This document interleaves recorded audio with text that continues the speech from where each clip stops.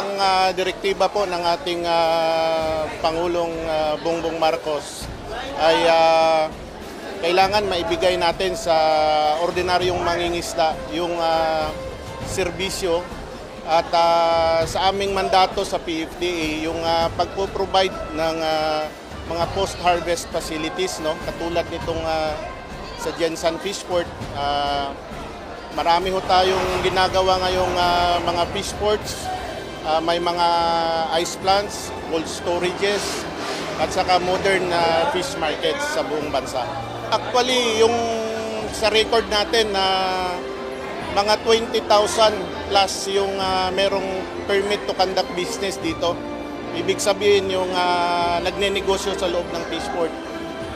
Sa isang araw, siguro mahigit kumulang 12 to 13,000 ang katao ang nagtatrabaho dito sa ating fish port. Unang-una po, gusto ko pong magpasalamat sa ating mahal na Pangulo at lalong-lalo na sa DABPAR dito sa Region 3 sa mga tulong na ibinibigay sa ating mga maliliit na mangingisda. Lalong-lalo na sa paano paunlarin ang ating mga maliliit na mangingisda. Malinaw naman po na nabibigyan ng atensyon at naiintindihan din namin na hindi naman may ibibigay lahat. Pero kahit paano nakikita naman natin na may mga tulong na naibibigay para lang matulungan ang ating mga maliliit na mangingisda. Angelica Bene Flores po ng Malapatan, Sarangani Province.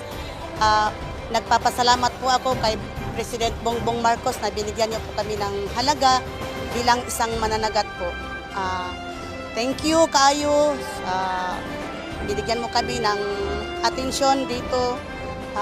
Proud po kami bilang isang mananagat po.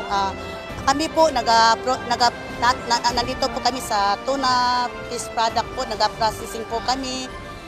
Salamat po sa lahat-lahat na binigay mo.